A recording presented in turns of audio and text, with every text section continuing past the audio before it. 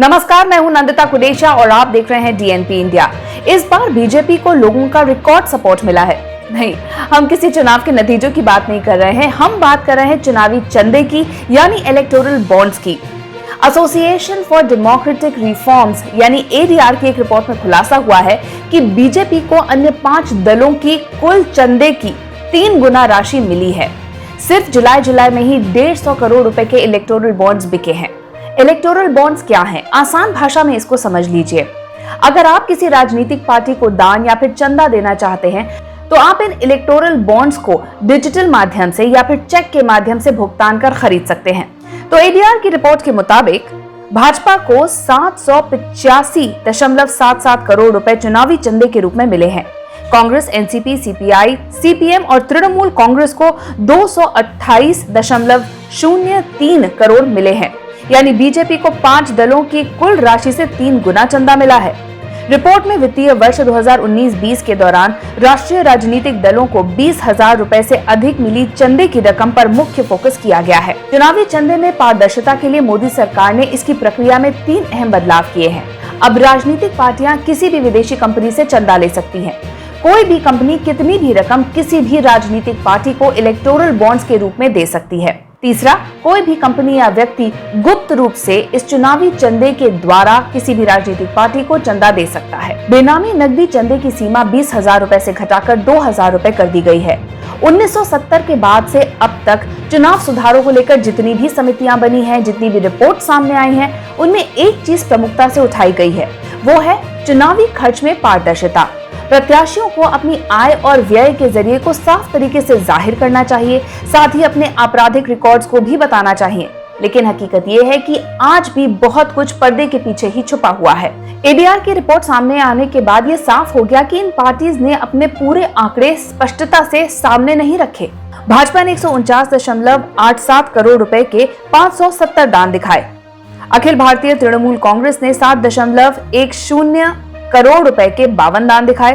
कांग्रेस ने 2.68 करोड़ रुपए के 25 और एनसीपी ने 3.005 करोड़ रुपए के 2 दान हासिल करने की जानकारी दी। हालांकि इन दोनों के संदर्भ में चेक डीडी की जानकारी अधूरी ही दी गई है। कमांडर रिटायर्ड लोकेश बत्रा द्वारा दाखिल की गई एक आरटीआई के जवाब में स्टेट बैंक ऑफ इंडिया ने जानकारी दी कि सिर्फ जुलाई 2021 में ही 150 करोड़ रुपए के इलेक्टोरल बॉन्ड्स बिके हैं। इसमें 1 करोड़ की वैल्यू वाले 126 करोड़ बॉन्ड्स और 10 लाख की वैल्यू वाले 23.6 करोड़ बॉन्ड्स बिके हैं। चुनावी चंदा देने के इस नए तरीके इलेक्टोरल बॉन्ड्स में एक जबरदस्त उछाल देखा गया है, जुलाई के महीने में जब यहां पर कोई भी चुनाव नहीं था। जानकारी के मुताबिक 1 से 10 जुलाई के बीच में ये बॉन्ड्स बिके हैं। इनमें से सबसे अधिक कोलकाता के स्टेट बैंक ऑफ इंडिया की ब्रांच से बेचे गए हैं। यहाँ करीब 97.31 करोड़ रुपए के बॉन्ड्स की बिक्री हुई। इसके बाद एसबीआई की चेन्नई ब्रांच से 30 करोड़ और हैदराबाद ब्रांच से 10 करोड़ रुपए के बॉन्ड्स बिके हैं। कोलकाता ब्रांच से सिर्फ ये बॉन्ड्स खरीदे ही नहीं गए हैं, बल्कि इनका इनकैशमेंट भी हुआ है। पश्चिम बंगाल चुनाव के बाद ये सारी गतिविधियां तेज हो गयी। कोलकाता ब्रांच से ही सिर्फ 107 करोड़ रुपए के बॉन्ड्स का इनकैशमेंट हुआ है। पार्टियों के पास पैसा जुटाने के काले सफेद तमाम तरीके मौजूद हैं। पहले 20,000 से ज्यादा चंदा देने वाले की जानकारी पार्टी को देनी होती थी। अब इलेक्टोरल बॉन्ड्स के आ जाने के बाद कोई कितना भी पैसा पार्टी को दे सकता है।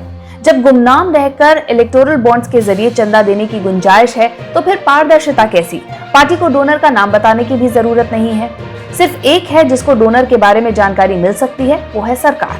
बेनामी कंपनियों के जरिए पैसा लेना भी आसान हो गया है। 2018 में फॉरेन कंट्रीब्यूशन रेगुलेशन एक्ट में बदलाव कर विदेश से आ रहे चुनावी चंदे को जांच के दायरे से बाहर कर दिया गया। ये दिलचस्प है क्योंकि 2014 में दिल्ली हाईकोर्ट ने पाया था कि बीजेपी और कांग्रेस दोनों ने ही विदेशी चंदे के मामले में एफसीआरए और जन प्रतिनिधित्व कानून का उल्लंघन किया है। कोर्ट ने चुनाव आयोग से दोनों पर कार्रवाई करने का निर्देश भी दिया था। बदले में सरकार ने ये किया कि उन्होंने कानून में ही बदलाव कर डाला। और ये देखिए कि संशोधन जो है उसे पीछे जाकर 1976 से लागू किया ताकि पुराने मामले में भी कोई जांच ना हो सके। साथ ही कंपनी लॉ में बदलाव कर सरकार ने भारत में रजिस्टर्ड किसी विदेशी कंपनी से चंदा लेने को मंजूरी दे दी है। यानी चुनाव में बेनामी कंपनी और काले धन को बेरोक टोक डाले जाने का पूरा इंतजाम सरकार ने कर लिया। अब कोई भी 1,000 से लेकर 1 करोड़ तक की राशि चुनावी चंदे के रूप में इलेक्टोरल बॉन्ड्स द्वारा किसी भी राजनीतिक पार्टी को दे सकता है और उनकी पहचान पूरी तरह से गोपनीय रखी जाएगी। इस माध्यम से चंदा लेने पर राजनीतिक पार्टियों को सिर्फ इतनी जानकारी देनी होगी कि चंदे के रूप में उन्हें कितनी राशि प्राप्त हुई है। इसीलिए इलेक्टोरल बॉन्ड्स को पारदर्शिता के लिए एक बहुत बड़ा खतरा बताया जा रहा है। इस योजना के आने के बाद से बड़ी राजनीतिक पार्टियों को अन्य माध्यमों से जैसे चेक द्वारा चंदा मिलने में गिरावट आई है और इलेक्टोरल बॉन्ड्स के जरिए चंदा मिलने का ट्रेंड अब बढ़ता जा रहा है। हमारी इस रिपोर्ट के बारे में आप क्या सोचते हैं कमेंट सेक्शन में जरूर लिखिएगा। साथ ही अब तक अगर आपने हमारा चैनल सब्सक्राइब नहीं किया तो जल्द ही इसे सब्सक्राइब, लाइक और शेयर कीजिए। नमस्कार।